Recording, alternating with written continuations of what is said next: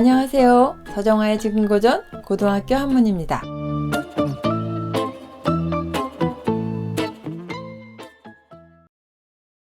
마씨 오상의 마씨의 5상 중에서 백미 최량이라 하니 백미가 가장 훌륭하다라고 했으니 량, 미중, 유, 백모하여 마량의 눈썹 중에 신털이 있었는데 고 이 칭진이라 그러므로 그것으로 그를 칭하였다.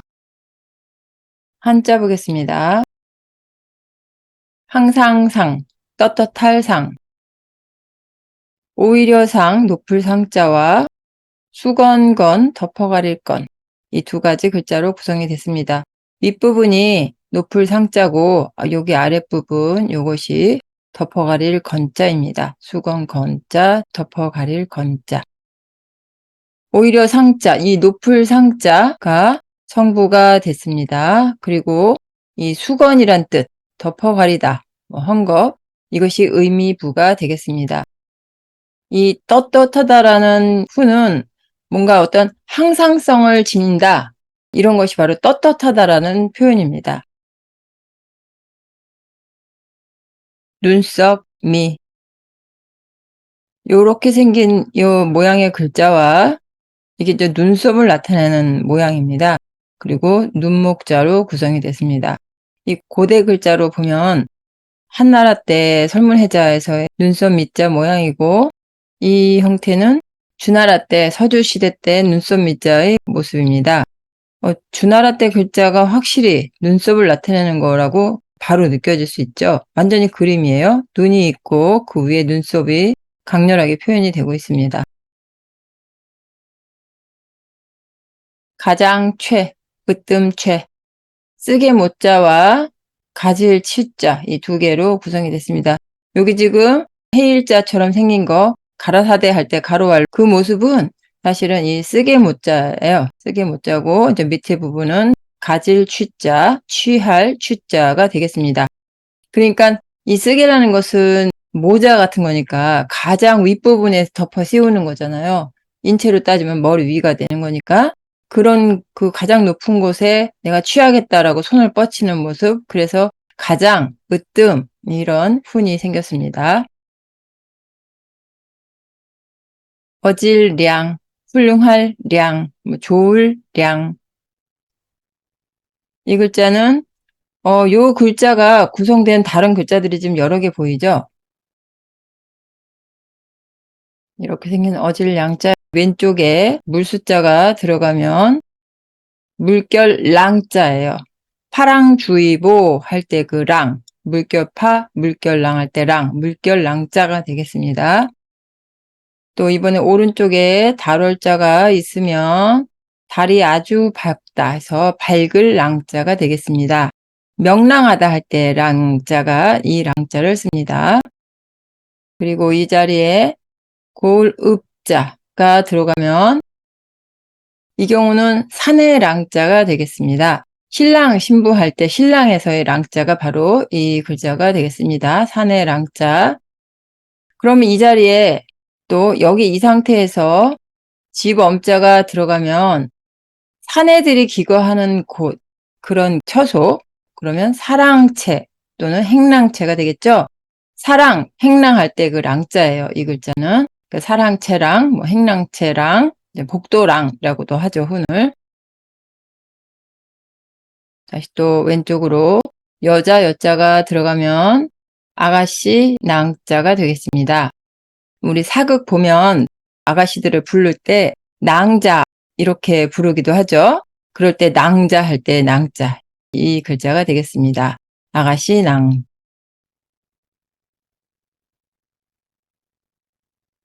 일컬을 칭, 저울칭.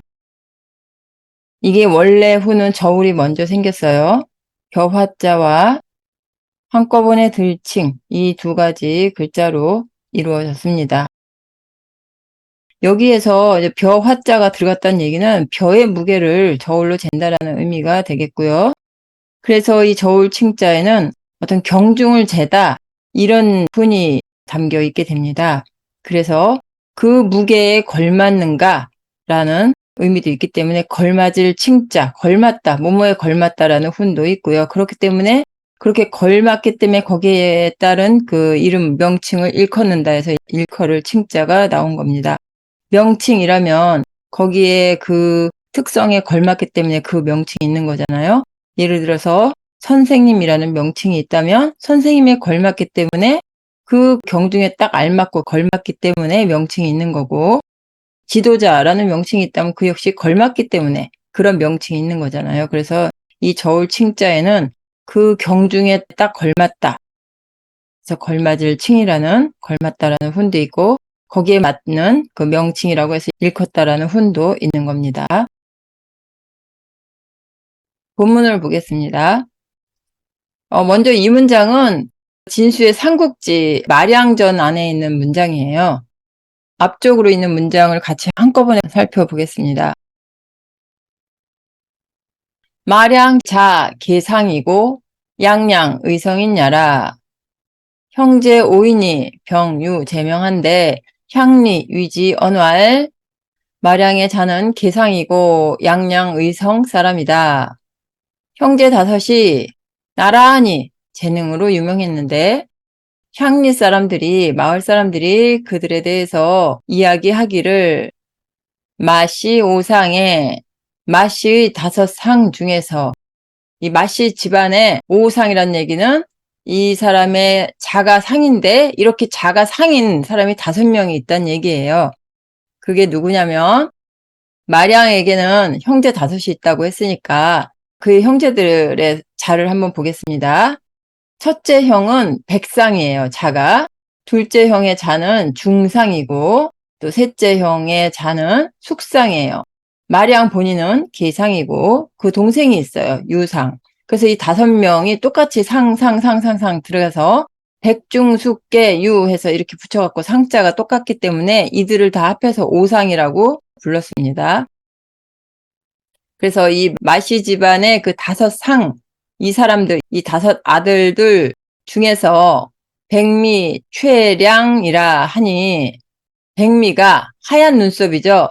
하얀 눈썹, 이게 뭘까요? 하얀 눈썹이 가장 훌륭하다라고 했으니 량, 미중, 유, 백모하여, 마량의 눈썹 가운데에 하얀 털이 있어서, 하얀색 눈썹 털이 있어서 고2 칭진이라. 그러므로 그것으로써, 눈썹에 난 그 하얀 털, 그것으로써 그를, 마량이죠, 마량을 칭하였다.